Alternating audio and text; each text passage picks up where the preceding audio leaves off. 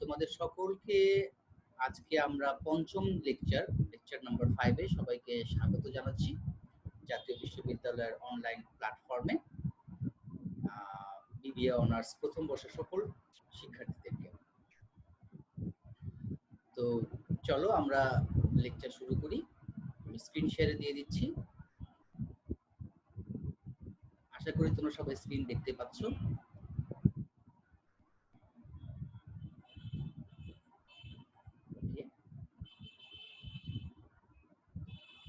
আজকে আমরা তোমাদের পাঠ্য বইয়ের যে পঞ্চম অধ্যায় রয়েছে অর্থাৎ অ্যাকাউন্টিং ফর মার্চেন্ডাইজিং অপারেশন, ব্যবসায়িক পণ্যের হিসাব সংরক্ষণ প্রক্রিয়া, এটা নিয়ে আমরা আজকে আলোচনা করব এবং আলোচনা শেষে ইনশাআল্লাহ আমাদের ছাত্রছাত্রী বন্ধুরা যেটা বলতে পারবে, তোমরা বলতে পারবে যে define merchandising inventory, it's classification. Merchandising inventory অর্থাৎ ব্যবসায়িক পণ্যের যে সংজ্ঞা, এই সংজ্ঞাটা তোমরা দিতে পারবে। সে সাথে ব্যবসায়িক পণ্যের ধরন বা প্রকারভেদ সেটাও বলতে পারবে। Describe periodic and perpetual inventory system, আমাদের যে মজুদ পদ্ধতি রয়েছে, ইনভেন্টরি সিস্টেম, মজুদ পদ্ধতি, এই পিরিয়ডিক ইনভেন্টরি সিস্টেম এবং পারপিচুয়াল ইনভেন্টরি সিস্টেম অর্থাৎ কালান্তিক মজুদ পদ্ধতি এবং নিত্য মজুদ পদ্ধতি, এই দুইটা পদ্ধতি বর্ণনা করতে পারবে। Differentiate periodic and perpetual inventory system, কালান্তিক মজুদ পদ্ধতি এবং নিত্য মজুদ পদ্ধতির মধ্যে যে পার্থক্যগুলো রয়েছে সেই পার্থক্যগুলো ইনশাআল্লাহ বর্ণনা করতে পারবে। টার্মস অফ সেল, ক্রয় বিক্রয়ের যে শর্ত থাকে অর্থাৎ ক্রয় করার সময় বা বিক্রয়ের সময় করার সময় ক্রেতা বিক্রেতার মধ্যে যে শর্তগুলো থাকে সেই শর্তগুলো কি কি সেগুলো বলতে পারবে, ব্যাখ্যা করতে পারবে। Discount with classification. তার কথাটা শোনা যাচ্ছে না, সাউন্ডটা একটু বাড়িয়ে দিব। Okay fine. হ্যালো, এখন কি শব্দ শোনা যাচ্ছে? একজন একটু বলো কুইক। জি স্যার, হ্যাঁ শোনা যাচ্ছে। ঠিক আছে, আমি স্পিকার থেকে মুখটা অলরাইট। এবং সেই সাথে তোমরা বাট্টা কাকে বলে বা বাট্টা কত প্রকার রয়েছে, কি কি, এগুলো ব্যাখ্যা করতে পারবে। এবং পরিশেষে এই মার্চেন্ডাইজিং ট্রানজাকশন অর্থাৎ ব্যবসায়িক পণ্যের যে ক্রয় বিক্রয় হয় সেই ক্রয় বিক্রয় বা লেনদেন যেগুলো আছে এই লেনদেনগুলো রেকর্ড করার যে পদ্ধতি সেটা বর্ণনা করতে পারবে। তবে এটাই হচ্ছে আমাদের আলোচনার সবচেয়ে গুরুত্বপূর্ণ বিষয় যে এই ক্রয় বিক্রয় সংক্রান্ত লেনদেনগুলোকে আমরা কিভাবে কোন কোন মেথডে রেকর্ড তার কথা শুনতে পাচ্ছি না। আচ্ছা দেখছি, তুমি কে বলছো প্লিজ? তোমার নাম কি? হ্যালো, আর ঐশ্বর্য। আচ্ছা ঐশ্বর্য। শোনা যাচ্ছে স্যার। নীলা শরীফা, নিশা, তুমি কি শব্দ পরিষ্কার শুনতে পাচ্ছ? স্যার পড়ানোর সময় একটু কথাটা আস্তে এসে পড়ে, মানে ক্লিয়ারলি এরকম ভাবে আসতেছে না। তাহলে আমরা মাইক্রোফোনের সামনে নিয়ে কথা বলছি। ঠিক আছে, alright. Thank you sir. You are welcome, you are welcome.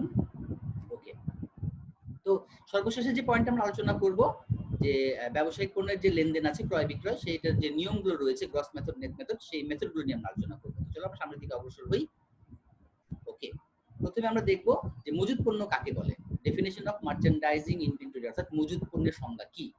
তো মজুদ পণ্যের সংজ্ঞা বলতে বোঝাচ্ছে, দেখো প্রত্যেকটা ব্যবসায়ী প্রতিষ্ঠান কি করে, কিছু পণ্যদ্রব্য, যে পণ্যদ্রব্য উৎপাদন করে অথবা ক্রয় করে বিক্রয়ের উদ্দেশ্যে, মুনাফার উদ্দেশ্যে। তো এই যে পণ্য উৎপাদন করে, ক্রয় করে, বিক্রি করবে এবং বিক্রয় করে মুনাফা অর্জন করবে, এই জিনিসটাই হচ্ছে তোমার ব্যবসায়িক পণ্য। ব্যবসা প্রতিষ্ঠানে অনেক ধরনের জিনিস থাকে কিন্তু সবগুলো কিন্তু ব্যবসায়িক পণ্য না। আসবাবপত্র, কলকব্জা, যন্ত্রপাতি, আসবাবপত্র, দালান কোঠা, এগুলি হচ্ছে স্থায়ী সম্পদ। কিন্তু যে জিনিসটা বিক্রয়ের মাধ্যমে মুনাফা করবে সেই জিনিসটাই হচ্ছে তোমার ব্যবসায়িক পণ্য।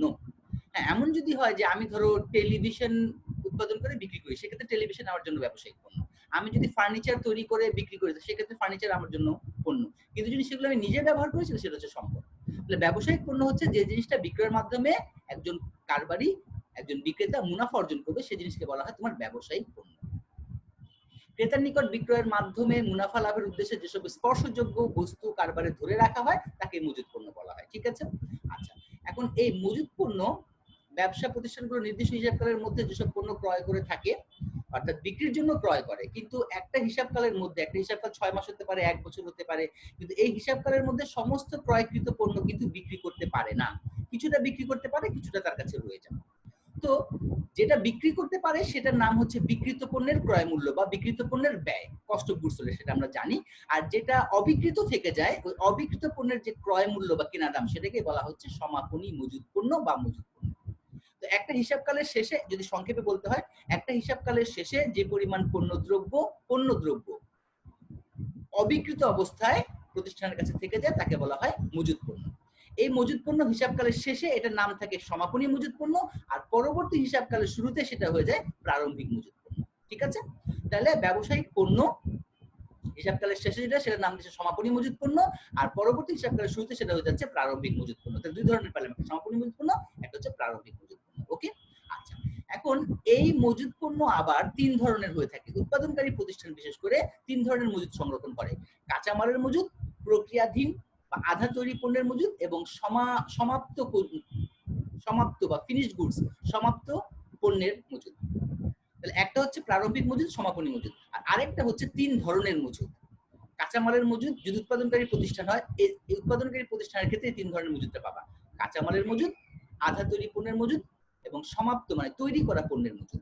তাহলে হয়ে গেল আমাদের কিন্তু মোট 6 ধরনের, অর্থাৎ কাঁচামালের প্রারম্ভিক মজুত, কাঁচামালের সমাপনী মজুত, আধা তৈরি পণ্যের প্রারম্ভিক মজুত, আধা তৈরি পণ্যের সমাপনী মজুত, এবং সমাপ্ত বা তৈরি পণ্যের প্রারম্ভিক মজুত এবং সমাপনী মজুত। ওকে, আচ্ছা। এখন এই যে মজুতগুলো রয়েছে প্রতিষ্ঠানে, তবে উৎপাদনকারী প্রতিষ্ঠান যদি না হয় তাহলে কিন্তু আর কাঁচামালের মজুত আর প্রক্রিয়াধীন মজুত পাবে না, শুধুমাত্র তৈরি পণ্যের মজুতটাই থাকবে, একটাই মজুত থাকবে। ওকে, আর যদি উৎপাদনকারী প্রতিষ্ঠান হয় তাহলে তিন ধরনের হবে। তো যাই হোক, এই যে মজুত পণ্যগুলো রয়েছে, এই মজুত পণ্যগুলো ব্যবসা প্রতিষ্ঠান যে হিসাবভুক্ত করবে, হিসাবভুক্ত করার দুটো পদ্ধতি প্রচলিত রয়েছে। একটা হচ্ছে নিত্য মজুদ তালিকা পদ্ধতি, যেটাকে ইংরেজিতে বলা হয় পারপিচুয়াল ইনভেন্টরি সিস্টেম, আর একটা হচ্ছে কালান্তিক মজুদ পদ্ধতি, মানে পিরিয়ডিক ইনভেন্টরি সিস্টেম।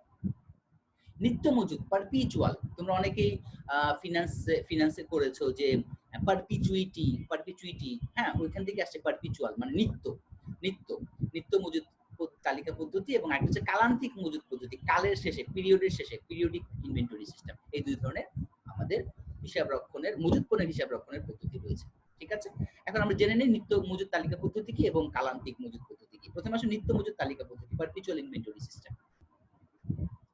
যে পদ্ধতিতে প্রতিবার পণ্য ক্রয় এবং বিক্রয়ের পর পণ্যের উদ্বৃত্ত ও মূল্য নির্ণয় করা হয়ে থাকে তাকে অবিরত মজুদ তালিকা পদ্ধতি বলা হয়। দেখো, নাম দিয়ে এটা বোঝা যাচ্ছে, আমি যখনই পণ্যটা কিনছি, গোডাউনে যাচ্ছে, সাথে সাথে আমি হিসাবের খাতায় লিখছি যে আমার মজুদ পণ্য বৃদ্ধি পেল। আবার যখনই পণ্য বিক্রি হচ্ছে, ওই বিক্রিত পণ্যের কেনা দাম, কস্ট অফ গুডস সোল্ড, বিক্রিত পণ্যের ব্যয় বা বিক্রিত পণ্যের ক্রয় মূল্য, এটাকে আবার হিসাবের খাতা থেকে বিয়োগ করে দিচ্ছি বা ক্রেডিট করে দিচ্ছি।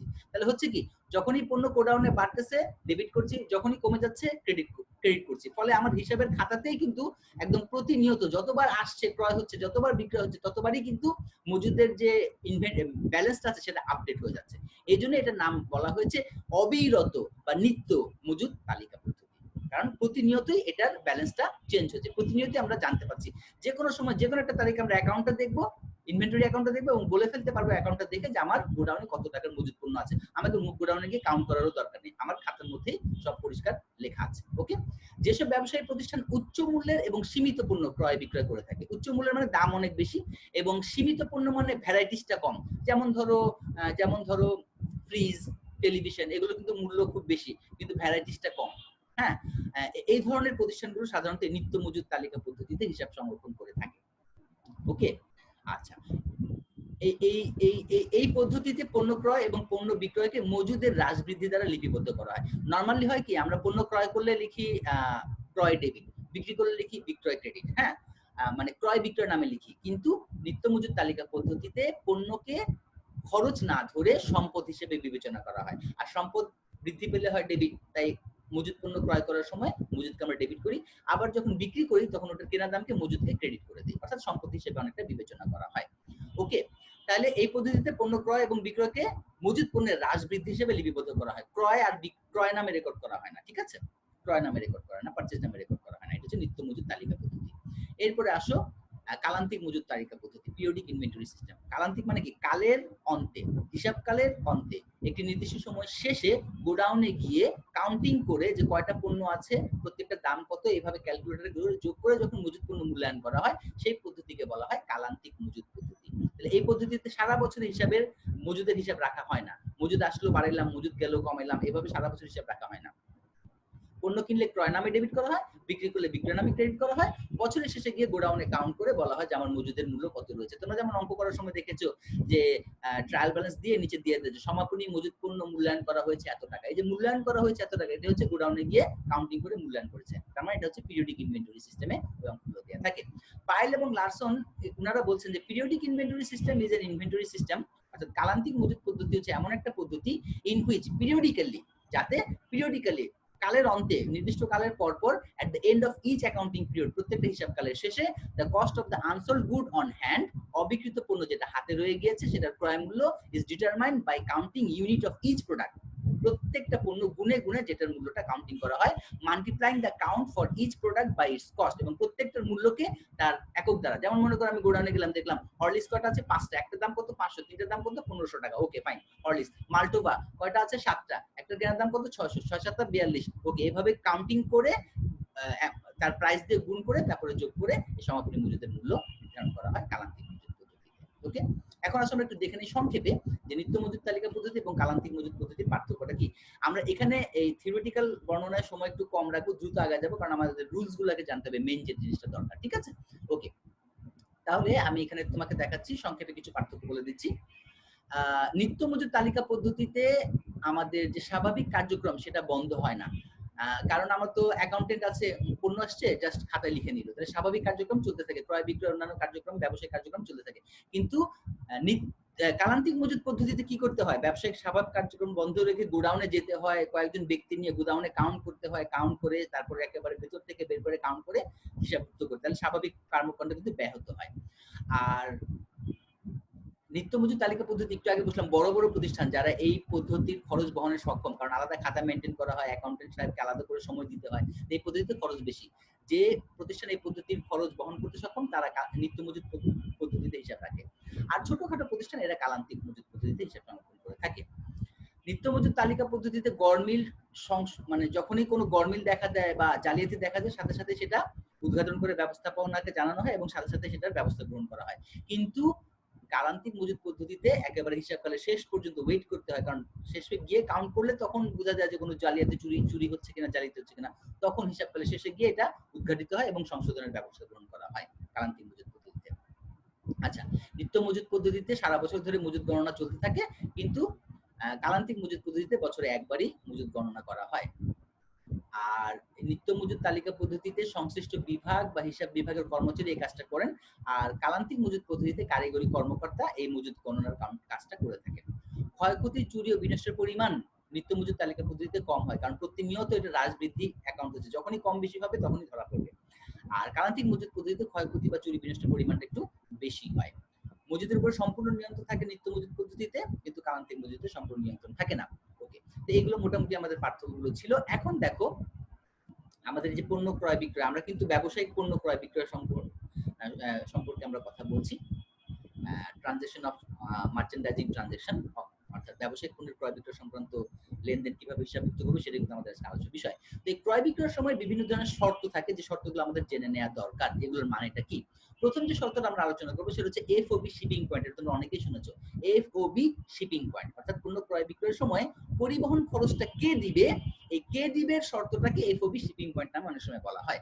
এফওবি মানে হচ্ছে free on board, free on board অর্থাৎ বিনামূল্যে বোর্ড করা হবে, পণ্য বোর্ড করা হবে, পণ্য তুলে দেওয়া হবে। ওকে, শিপিং পয়েন্ট মানে হচ্ছে যেখান থেকে পণ্যটা শিপ করা হবে, অর্থাৎ ধরো রেলে করে যদি যায় তাহলে রেল পর্যন্ত, ট্রাকে করে যদি যায় তাহলে ট্রাক পর্যন্ত তুলে দিবে, গাড়িতে করে যদি যায় তাহলে গাড়ি পর্যন্ত তুলে দিবে, ঠেলা গাড়িতে যদি যায় তাহলে ঠেলা গাড়ি পর্যন্ত তুলে দিবে কে, বিক্রেতা, ফ্রি। কিন্তু ওই ঠেলা গাড়ির ভাড়া, ওই তোমার ট্রাকের ভাড়া, রেলের ভাড়া বা বাসের পরিবহনের ভাড়া যেটা আছে এটা কিন্তু দিবে ক্রেতা নিজে, বিক্রেতা দিবে না। তাহলে এফওবি শিপিং পয়েন্ট মানে হচ্ছে বিক্রেতা তোমাকে তোমার যেটা দিয়ে পণ্য শিপ করবা ওই পর্যন্ত, ওই বাহন পর্যন্ত তোমাকে পৌঁছে দিবে, বাহনের খরচটা তোমাকে দিতে হবে, হয়তো কুলি করে নিয়ে পৌঁছে দিল, এইটুকু বিক্রেতার, কিন্তু ওই পরিবহন খরচটা দিতে হবে ক্রেতাকে। জাহাজ ভাড়া হোক, রেলের ভাড়া হোক, ট্রাকের ভাড়া হোক দিতে হবে ক্রেতাকে। তো সংক্ষেপে মনে রাখবা এফওবি শিপিং পয়েন্ট মানে হচ্ছে পরিবহন খরচ দিবে ক্রেতা। ওকে, আরেকটা হচ্ছে এফওবি ডেস্টিনেশন। ডেস্টিনেশন মানে হচ্ছে গন্তব্য। গন্তব্য মানে হচ্ছে বিক্রেতা এখন আর ওই তোমার শিপিং পয়েন্ট পর্যন্ত পৌঁছে দিবে না, তুমি যে ঠিকানাটা দিবা, তুমি যে কারখানার ঠিকানা দিবে, তুমি যে গন্তব্য দিবা, সেই গন্তব্য পর্যন্ত পণ্য পৌঁছে দিবে নিজ খরচে। তার মানে বিক্রেতা খরচটা দিবে, পরিবহন খরচ। ক্রেতাকে আর কোনো পরিবহন খরচ দিতে হবে না। রেল ভাড়া বলো, ট্রাক ভাড়া বলো, জাহাজ ভাড়া বলো, তখন আর ক্রেতা দিবে না, দিবে কে? বিক্রেতা। তাহলে ডেস্টিনেশন থাকলে, এফওবি ডেস্টিনেশন থাকলে বিক্রেতা পরিবহন খরচ দিবে, আর এফওবি শিপিং পয়েন্ট থাকলে ক্রেতা পরিবহন খরচ দিবে, বিক্রেতা দিবে না। ওকে, আর আরেকটা যেটা আছে এরকম ফ্রিকোয়েন্টলি পাবা, সেটা হচ্ছে তোমার 210 নেট 30। এটার মানে কি?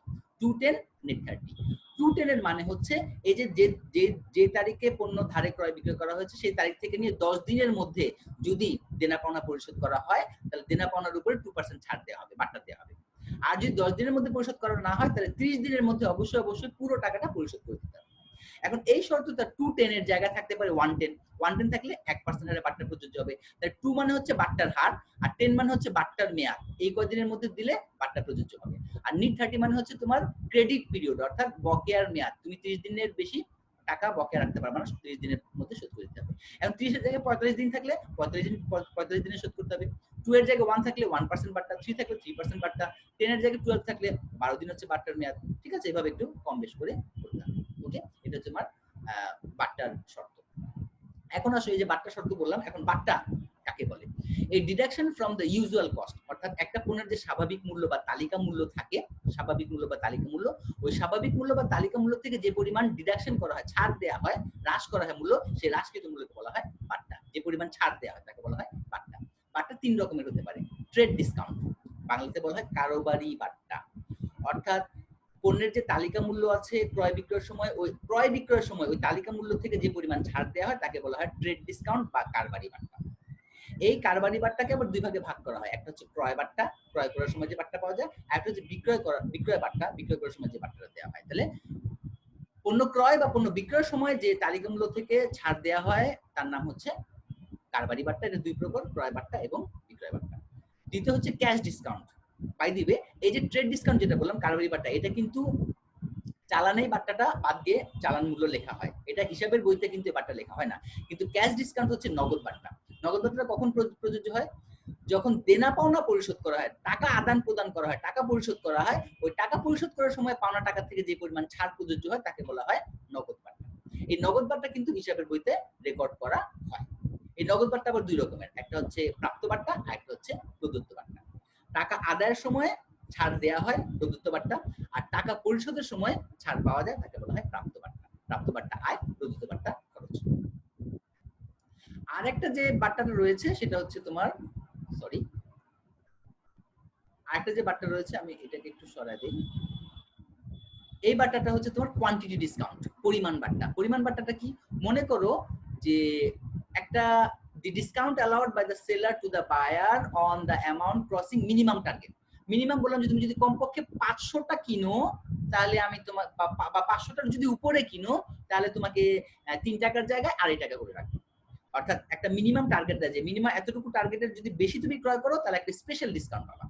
এটা তোমার কারবারি বাট্টা, নগদ বাট্টা এগুলি বাদে এটা এক্সট্রা করে একটা ডিসকাউন্ট দেওয়া হয়। এটাকে বলা হয় পরিমাণ বাট্টা। অর্থাৎ একটা নির্দিষ্ট পরিমাণের অতিরিক্ত পরিমাণ ক্রয় করলে তখন একটা অতিরিক্ত ছাড় দেওয়া, সেটার নাম হচ্ছে তোমার কোয়ান্টিটি ডিসকাউন্ট। এই হচ্ছে বাট্টার বিভিন্ন প্রকারভেদ। এখন method of recording merchandising transaction. এই যে আমরা পণ্য ক্রয় বিক্রয় যে করার কথা বলছি, এই ক্রয় বিক্রয় করার ঘটনাটাকে, লেনদেনটাকে রেকর্ড করার দুটো পদ্ধতি প্রচলিত রয়েছে। একটা হচ্ছে গ্রস মেথড, একটা হচ্ছে নেট মেথড। আগে কিন্তু ছিল তোমার নিত্য মজুদ তালিকা পদ্ধতি, আর একটা ছিল তোমার কালান্তিক মজুদ পদ্ধতি। এখন আমরা মেথড নিয়ে আলোচনা করছি। তো দুইটাই রেকর্ডিং এর একটা আলাদা আলাদা ইয়ে, একটাকে সিস্টেম বলা হয়, একটাকে মেথড বলা হয়। এগুলো হচ্ছে গ্রস মেথড, নেট মেথড। ওটা ছিল periodic inventory system, perpetual inventory system. ওগুলোকে সিস্টেম নামে ডাকা হয়, এটা হচ্ছে তোমার মেথড নামে ডাকা হয়। আসলে মোট পদ্ধতি কি? মোট পদ্ধতি হচ্ছে কারবারি লেনদেনে নগদ বাট্টা বাদ না দিয়ে চালান মূল্য হিসাবভুক্ত করা হলে তাকে মোট পদ্ধতি বলা হয়। এটা মানে কি? এটা মানে খুব সিম্পল।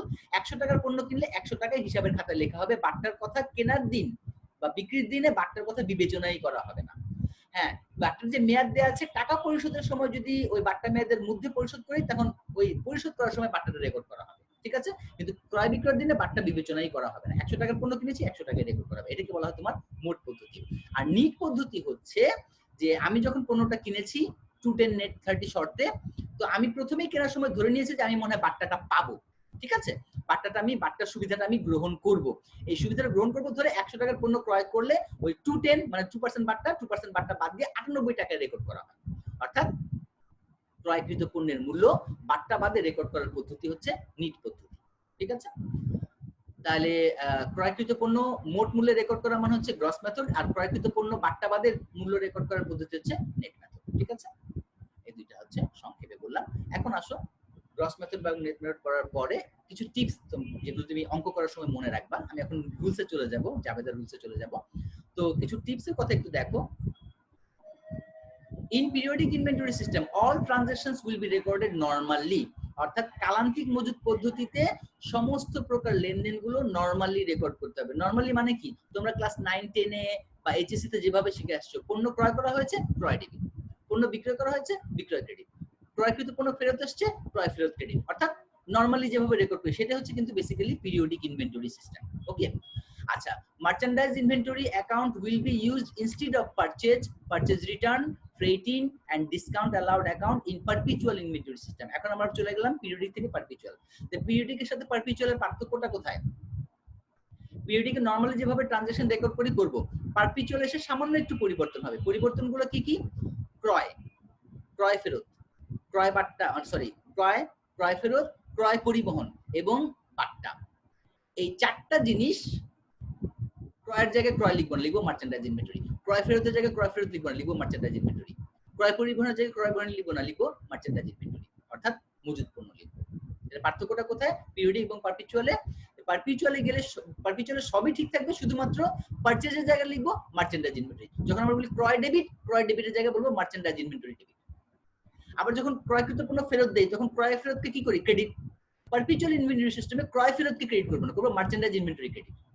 যখন ক্রয় পরিবহন দেই তখন কি লিখি? ক্রয় পরিবহন ডেবিট, নগদান ক্রেডিট লিখি ক্রয় পরিবহন ডেবিট। কিন্তু পারপিচুয়াল ইনভেন্টরি সিস্টেমে যখন রেকর্ড করব তখন আর ক্রয় পরিবহন ডেবিট হবে না, তখন হবে মার্চেন্ডাইজ ইনভেন্টরি ডেবিট। এই হচ্ছে তোমার পিরিয়ডিক আর পারপিচুয়ালের পার্থক্য। জাস্ট অ্যাকাউন্টের নামটা চেঞ্জ হবে, আর কোনো পার্থক্য নেই। আচ্ছা, এরপর আসো গ্রস মেথড আর নেট মেথড। এটা ছিল পিরিয়ডিক আর পারপিচুয়াল। গ্রস মেথডে কি লিখবা?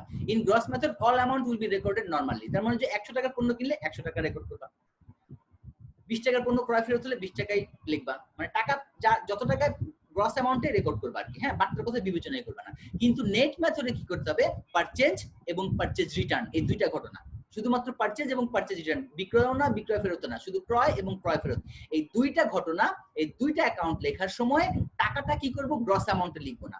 ওই যে শর্ত থাকবে 210 নেট 30 310 নেট, পাট্টার যে শর্ত থাকবে ওই পাট্টাটা বাদ দিয়ে নেট টাকাটাই রেকর্ড করব। তাহলে 100 টাকার পণ্য কিনেছি, 210 নেট 30 যদি শর্ত থাকে 2% বাট্টা, তাহলে 2% বাট্টা 100 টাকার 2% কত হয়? 2 টাকা। 2 টাকা বাদ দিয়ে 98 টাকা রেকর্ড করব। গ্রস মেথডে 100 টাকা রেকর্ড করব আর নেট মেথডে 98 টাকা রেকর্ড করব। এটা হচ্ছে তোমার গ্রস মেথড আর নেট মেথড। ঠিক আছে? তো এই ছিল আমাদের তথ্য আলোচনা। এখন আমরা চলে যাব অঙ্কের মধ্যে। ওকে, তাহলে অঙ্কের মধ্যে গিয়ে আমরা কিছু রুলস আলোচনা করব। ঠিক আছে? চলে আসো, তোমাদের সামনে একটা অঙ্ক আছে। এই অঙ্কটা আমি ডিজাইন করেছি এমন ভাবে যে যতগুলো লেনদেন হতে পারে সমস্ত লেনদেনগুলোকে রেখে এই অঙ্কটা আমি তৈরি করেছি। আজকে এটা আমি অঙ্কটা তৈরি করেছি তোমাদের জন্য, এবং পাশাপাশি দুইটা তোমার গ্রস মেথড এবং নেট মেথড পাশাপাশি আমি সমাধানে রেখেছি। তো প্রশ্নটাকে শুনো, দেখো। Journal entries under periodic inventory system, gross and net method. Gross এবং নেট মেথড নিয়ে আমরা আলোচনা করব। আলোচনা শেষে এটা পিরিয়ডিক নিয়ে আলোচনা করা হয়েছে, পারপিচুয়াল হলে কি কি চেঞ্জ আসবে সেটা আমি আমার একবার বলে দিব।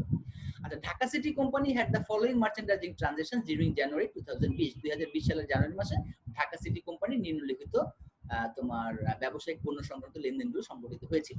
জানুয়ারি মাসের 1 তারিখে গুডস পারচেজড ইন ক্যাশ টাকা 10,000 ফ্রম এবি কোম্পানি, অর্থাৎ পণ্য 10,000 টাকার এবি কোম্পানির কাছ থেকে নগদে ক্রয় করা হয়েছে। আমি আগে রুলসটা বলি, তারপর তোমাকে সমাধানটা দেখাবো। নগদে পণ্য ক্রয় করা হলে প্রতিষ্ঠানের নাম থাক বা না থাক তাতে কিছু আসে না। নগদে পণ্য ক্রয় করা হলে নগদান হিসাবকে হিসাবভুক্ত করতে হবে।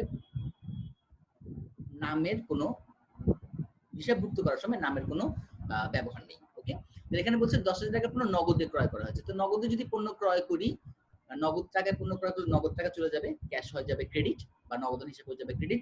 আর পণ্য ক্রয় করেছি যেহেতু এটা পিরিয়ডিক ইনভেন্টরি সিস্টেম, ক্রয়কে আমরা খরচ ধরি, আর খরচ কি হয় ডেবিট হয়, তাহলে ক্রয় হবে ডেবিট, নগদান হবে ক্রেডিট, অর্থাৎ পারচেজ ডেবিট, ক্যাশ ক্রেডিট। ঠিক আছে, নগদে পণ্য ক্রয়ের জাবেদা কি? ক্রয় ডেবিট, নগদান ক্রেডিট। নগদে পণ্য ক্রয় করা হলে ক্রয় খরচ বৃদ্ধি পেয়েছে ডেবিট, এবং নগদ টাকা চলে যাচ্ছে নগদান ক্রেডিট।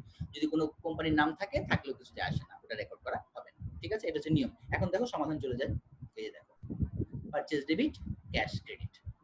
গ্রস মেথডে 10,000 টাকা পণ্য ক্রয় করা আছে, 10,000 টাকায় ডেবিট, 10,000 টাকা ক্রেডিট। ওকে, এখন নেট মেথডে কি হবে? নেট মেথড মানে কি? বাট্টা বাদে টাকা। তো আমি নগদে পণ্য ক্রয় বিক্রয় করেছি, বাট্টার কোনো শর্তই ছিল না, শর্ত না থাকলে কি হবে? গ্রস মেথডে যা, নেট মেথডে দেখুন বাট্টা তো নেই, বাট্টা 0 টাকা। 10,000 টাকা থেকে 0 টাকা বাদ দিলে 10,000 টাকা থাকে। নগদে ক্রয় বিক্রয় হলে বাট্টাটা থাকে না, তাহলে কি হয়? গ্রস মেথডেও যে অ্যামাউন্ট হয়, নেট মেথডেও সেই একই অ্যামাউন্ট। ঠিক আছে, এখন সামনের দিকে আসো। ধারে পণ্য ক্রয় করা হলো, দেখো জানুয়ারি মাসের 2 তারিখে গুডস পারচেজড অন অ্যাকাউন্ট টাকা 15,000 ফ্রম সিটি কর্পোরেশন। 15,000 টাকার পণ্য ধারে ক্রয় করা হয়েছে সিটি কর্পোরেশনের কাছ থেকে। তো ধারে যদি ক্রয় করা হয়, ফাইন, ক্রয় করেছি, ক্রয় তো একটা খরচ, খরচ বৃদ্ধি পেলে ডেবিট, তাহলে পারচেজ হবে ডেবিট, ক্রয় ডেবিট বা পারচেজ ডেবিট। ক্রেডিট কি হবে? নগদ টাকা তো দেয়নি, নগদ তো ক্রেডিট হবে না। ধারে কিনেছি, পাওনাদারের সৃষ্টি হয়েছে, অ্যাকাউন্টস পেয়েবল দায়ের সৃষ্টি হয়েছে, আর দায়ের বৃদ্ধি পেলে কি হয়? ক্রেডিট হয়, তাহলে অ্যাকাউন্টস পেয়েবল হবে ক্রেডিট। যদি নাম উল্লেখ থাকে তাহলে অবশ্যই নামটা ব্যবহার করতে হবে, অ্যাকাউন্টস পেয়েবল সিডি কর্পোরেশন। ঠিক আছে, নাম না থাকলে কি করবো? নাম আর ছাড়বেন, তখন শুধু অ্যাকাউন্টস পেয়েবল লিখবা। তাহলে ধারে পণ্য ক্রয় করা হলে যাবে তাহলে কি? ক্রয় ডেবিট, পারচেজ ডেবিট এবং পাওনাদার বা অ্যাকাউন্টস পেয়েবল ক্রেডিট, সাথে নাম থাকলে নাম ব্যবহার করতে হবে। এখন এই যে টার্মস আছে 210 নেট 30 এফওবি শিপিং পয়েন্ট, এই টার্মস গুলো তোমরা ইচ্ছে করলে এই যে জার্নাল এন্ট্রিটা দিবা, এই জার্নাল এন্ট্রি দেওয়ার সময় তোমরা কি করবা? এই যে লেজার ফোলিওর পাশে একটা কলাম রাখবা টার্মস নামে, ওইখানে তুমি প্রত্যেকটা টার্মস লিখতে পারো, 210 নেট 30 এফওবি শিপিং পয়েন্ট এখানে করতে পারো, অথবা এই যে দেখো ব্যাখ্যা যেখানে লিখবা, ব্যাখ্যার নিচে 210 net 30 shipping point FOB shipping point এখানে লিখে দিবা। আমি জায়গা বাঁচানোর কারণে পুরোটা লিখে নেই, শিপও লিখছি, অর্থাৎ এফওবি শিপিং পয়েন্ট এখানে লিখে দিবা, দুই জায়গায় লিখতে পারো। তো আমাদের স্ক্রিনের ইয়ার কারণে আমি এই জায়গায় ব্যবহার করেছি, তুমি যেগুলো কলামও ব্যবহার করতে পারো, এখানে ব্যবহার করতে পারো। ফাইন, তাহলে purchase debit, accounts payable, CD company, credit.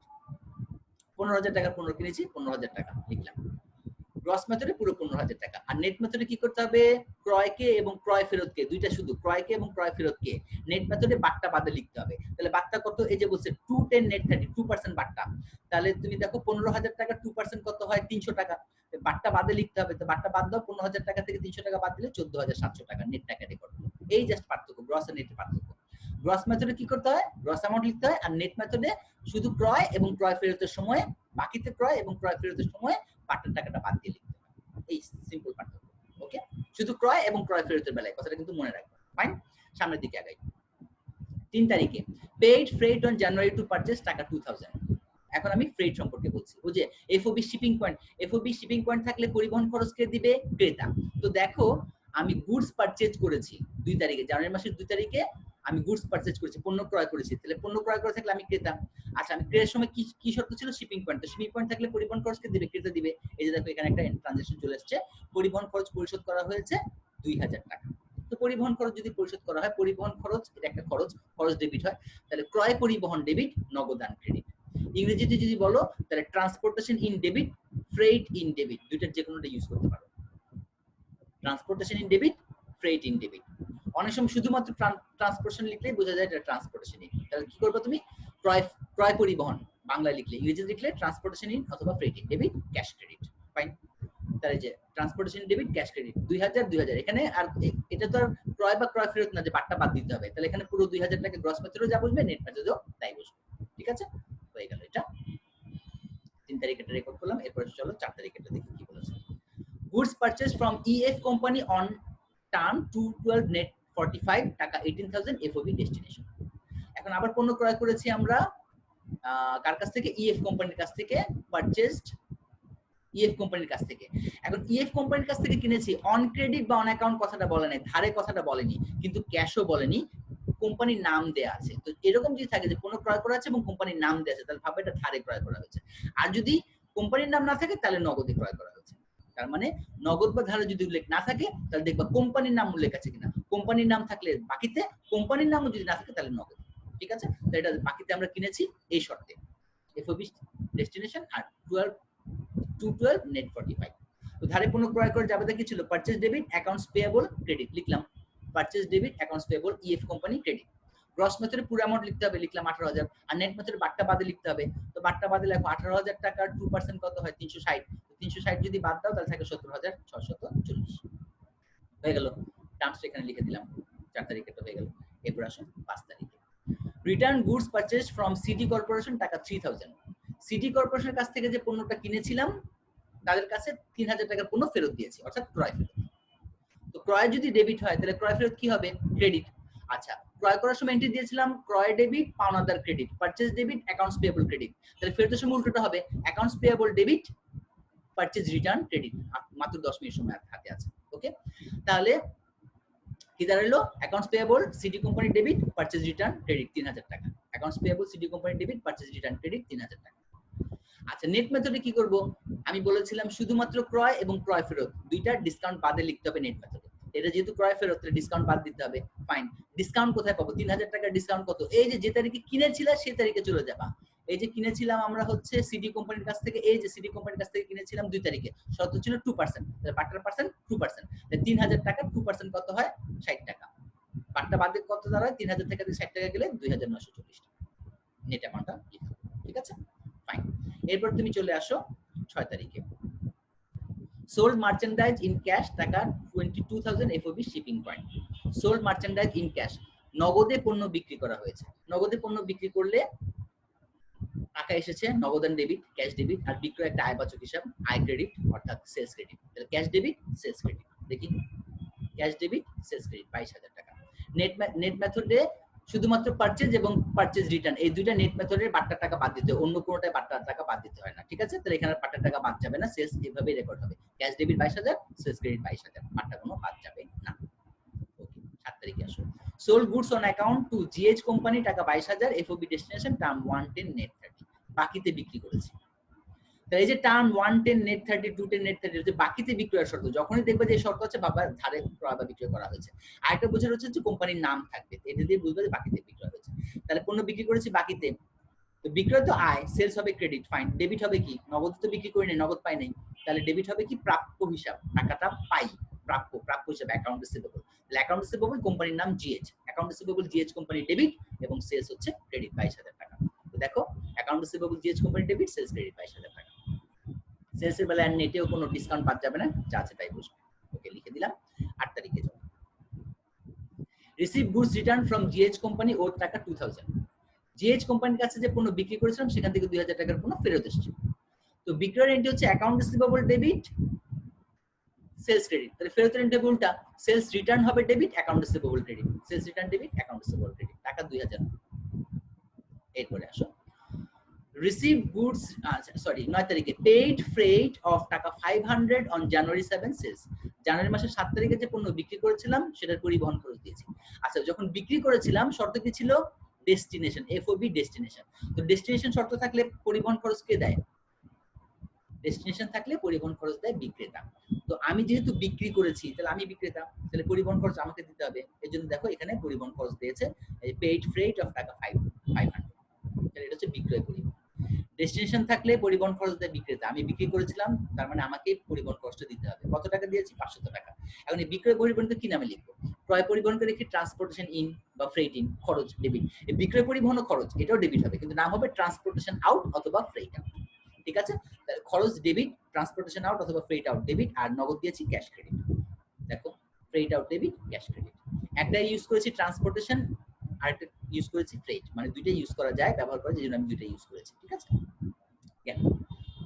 চলে যাও আবার জানুয়ারি মাসের 12 তারিখের ঘটনায়। এই 12 তারিখের পেইড অ্যামাউন্ট, এটা খুব ঠান্ডা মাথায় করবা।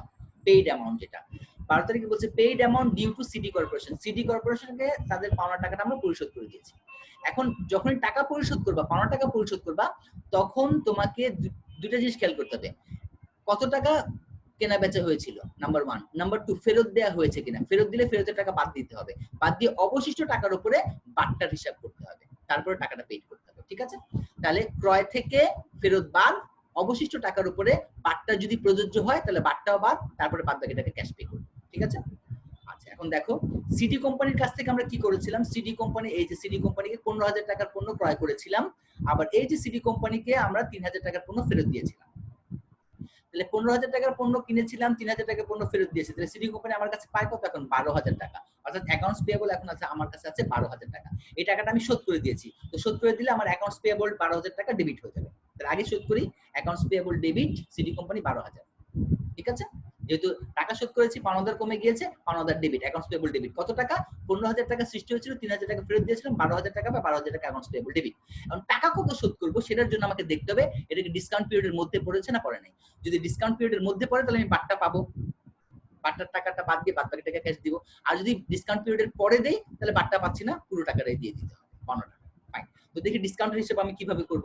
দেখো তো একটু, সিডি কোম্পানির কাছ থেকে আমরা পণ্য কিনেছিলাম 2 তারিখে, এই দেখো জানুয়ারি 2।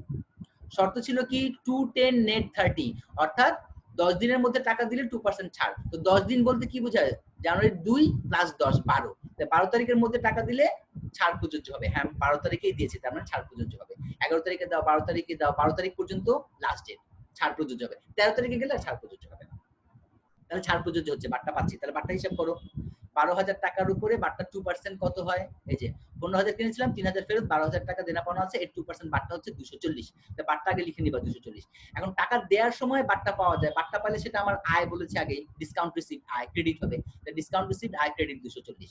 এখন বাদ বাকি টাকা ক্যাশ দিতে হবে। 12,000 টাকা থেকে বাট্টা 240 বাদ দিয়ে 11,760 টাকা দিয়ে দিব ক্যাশ ক্রেডিট। নেট মেথডে কি হবে? নেট মেথডে কিন্তু আমরা রেকর্ড করার সময় ধরেছিলাম যে বাট্টা পাবো, তাহলে আগে কিন্তু বাট্টা রেকর্ড করা আছে, এখন আর বাট্টা রেকর্ড করতে হবে না, শুধুমাত্র হিসাব অনুযায়ী টাকা যত টাকা পায় তত টাকা দিয়ে দিতে হবে। তো দেখি তো কত টাকা পায়। এদিকে দেখো, আমরা রেকর্ড যখন করেছিলাম তখন এই যে পারচেজ করেছিলাম আমরা সিডি কোম্পানির কাছ থেকে 14,700, অ্যাকাউন্টস পেয়েবল ছিল 14,700, ফেরত দিয়েছিলাম 2,940। তাহলে ওই 14,700 থেকে 2,940 বাদ দিলে বাদ বাকি টাকাটা এখন আমরা দিয়ে দিব, অর্থাৎ accounts payable debit, cash credit ওই যে 11,760। কারণ বাট্টা তো আগে রেকর্ড করা হচ্ছে, তাহলে এখন আর বাট্টা বাদ দিতে হবে না। এখন যে টাকাটা অ্যাকাউন্টস পেয়েবলে রেখা আছে, কেনার সময় টাকা থেকে ফেরতের সময় টাকাটা বাদ দিয়ে বাদ বাকি টাকা accounts payable debit, cash credit. Okay, আচ্ছা, এটা গেল 12 তারিখে। 17 তারিখেটা দেখি। Received amount due from GH company, GH কোম্পানির কাছ থেকে পাওনা টাকাটা আমরা পেয়ে গিয়েছি। ফাইন, তো জিএইচ কোম্পানি কোথায় দেখি, জিএইচ কোম্পানি কোথায় বিক্রি করেছিলাম? Sold goods on account two GH company 22,000 টাকার পণ্য বিক্রি করেছিলাম। আর বিক্রির বেলা তো আমরা বাট্টা হিসাব করি না, গ্রস অ্যামাউন্টটাই রেকর্ড করা ছিল। ফাইন, 22,000 টাকার পণ্য আমরা বিক্রি করেছিলাম, এর কোনো ফেরত কি আছে? এই যে received goods return from GH company, কোনো ফেরত ছিল 2,000, তো 22 থেকে 2,000 বাদ, তাদের কাছে এখন আমরা পাই কত? 20,000 টাকা। ঠিক আছে, 20,000 টাকা পাই। তো 20,000 টাকা যদি পাই, টাকাটা কি আমরা ডিসকাউন্ট পিরিয়ডের মধ্যে পেয়েছি কিনা একটু দেখি তো। বিক্রি করেছিলাম 7 তারিখে, শর্ত ছিল 110, 10 দিন। তাহলে 7 তারিখে কিনেছিলাম 10 দিন, তাহলে 17 তারিখ পর্যন্ত আমার হচ্ছে ডিসকাউন্ট পিরিয়ড। 17 তারিখে টাকা পেয়েছি, তার মানে ডিসকাউন্ট প্রযোজ্য হবে। ঠিক আছে, অর্থাৎ ডিসকাউন্ট প্রযোজ্য হবে। তাহলে আমরা 22,000 টাকা পেতাম, এর মধ্যে যেহেতু ডিসকাউন্ট প্রযোজ্য হবে, 22,000 টাকা থেকে 2,000 টাকা ফেরত, 20,000 টাকার উপরে 1% প্রযোজ্য ডিসকাউন্ট হচ্ছে 200 টাকা। তাহলে 20,000 টাকা থেকে 200 টাকা বাট্টা বাদ যাবে, আমরা ক্যাশ পাবো 19,800 টাকা। 19,800 টাকা ক্যাশ পেলাম, আর বাট্টা বা ছাড় আমাকে দিতে হচ্ছে, টাকা পাওয়ার সময় বাট্টা দিতে হয়, বাট্টা দিলে সেটা ডিসকাউন্ট অ্যালাউড খরচ, ডিসকাউন্ট অ্যালাউড ডেবিট 200। আর আমার অ্যাকাউন্ট রিসিভেবল কত টাকা লেখা ছিল? 22 থেকে 2 বাদে 20,000 লেখা ছিল, এখন অ্যাকাউন্ট রিসিভেবল তাহলে ক্রেডিট হয়ে যাবে 20,000 টাকা। ওকে, তাহলে 22,000 টাকার পণ্য বিক্রি করেছিলাম, 2,000 টাকা ফেরত, 20,000 টাকা অ্যাকাউন্ট রিসিভেবল আমার ছিল, ওই 20,000 অ্যাকাউন্ট রিসিভেবল টাকা পেয়ে গেছি, অ্যাকাউন্ট রিসিভেবল হয়ে গেল ক্রেডিট, সম্পদ কমে গেল ক্রেডিট। টাকা পাওয়ার সময় যেহেতু বাট্টা পিরিয়ডের মধ্যে টাকা পেয়েছি, বাট্টা দিতে হবে 200, বাদ বাকি টাকা 19,800 টাকা ক্যাশ দিতে। ঠিক আছে, আচ্ছা, এরপরে আসো লাস্ট যেটা, paid amount due to EF company, EF কোম্পানিকে টাকা দিয়েছি। আচ্ছা, ইএফ কোম্পানির কাছে আমরা পণ্য বিক্রি করেছিলাম কত টাকা দেখো তো। এই যে ইএফ কোম্পানি জানুয়ারি মাসের 4 তারিখে বিক্রি করেছিলাম 18,000 টাকা, শর্ত ছিল 212, 12 দিন সময় ছিল। 4 তারিখ প্লাস 12 দিন, 16 দিন, 16 তারিখ পর্যন্ত ডিসকাউন্ট পিরিয়ডের মধ্যে, কিন্তু আমরা টাকাটা পে করেছি 18 তারিখে, আমি ডিসকাউন্ট পিরিয়ডের পরে শোধ করেছি। তো ডিসকাউন্ট পিরিয়ডের পরে শোধ করলে ডিসকাউন্ট আর প্রযোজ্য হবে না, বাট্টা প্রযোজ্য হবে না, বাট্টা আমরা পাবো না। তাহলে যা টাকা পাওনা আছে পুরো টাকাই দিতে হবে। ফাইন, 18,000 টাকার পণ্য আমরা যে কিনেছিলাম, ফেরত কি দিয়েছি? না, ফেরত দেই নাই, ইএফ কোম্পানির কাছে কোনো ফেরত নেই, তাহলে 18,000 টাকাই তারা পায়। তাহলে 18,000 টাকা শোধ করে দিচ্ছি, accounts payable EF company debit 18,000। আর যেহেতু বাট্টা পিরিয়ডের পর দিয়েছি, বাট্টা প্রযোজ্য হচ্ছে না, কোনো বাট্টা লিখতে হবে না, তাহলে লিখতে হবে কি ক্যাশ ক্রেডিট 18,000। গ্রস মেথডে পুরো টাকাটাই দিয়ে দিচ্ছি, accounts payable debit cash credit. কিন্তু নেট মেথডে কি করেছিলাম? নেট মেথডে কিন্তু আমরা রেকর্ড করার সময় বাট্টা বাদ দিয়ে রেকর্ড করেছিলাম।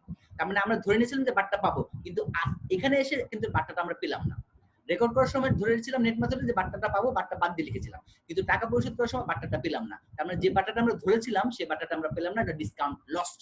আর ডিসকাউন্ট লস্ট হচ্ছে একটা খরচ, ক্ষতি, এটা হবে কি ডেবিট। তাহলে কি করতে হবে, অ্যাকাউন্টস পেয়েবল ডেবিট 17,640, কারণ ডিসকাউন্ট বাদে টাকা লিখেছিলাম 17,640, কিন্তু এখন আমাকে টাকা দিতে হচ্ছে কত, বাট্টা পাইনি পুরো 18,000 টাকা বাড়তি দিতে হচ্ছে। এই বাড়তি টাকা দিয়ে দিচ্ছি, সেটা হচ্ছে আমার ডিসকাউন্ট লস্ট। ডিসকাউন্ট লস্ট হবে ডেবিট 360, অর্থাৎ ওই টাকা থেকে 18,000 টাকা থেকে এই টাকাটা বাদ দিয়ে বাদ বাকি টাকা হচ্ছে ডিসকাউন্ট লস্ট। এই হচ্ছে আমাদের মোটামুটি অঙ্ক গ্রস মেথড এবং নেট মেথড। আচ্ছা, পারপিচুয়াল যদি হতো তাহলে কি হতো,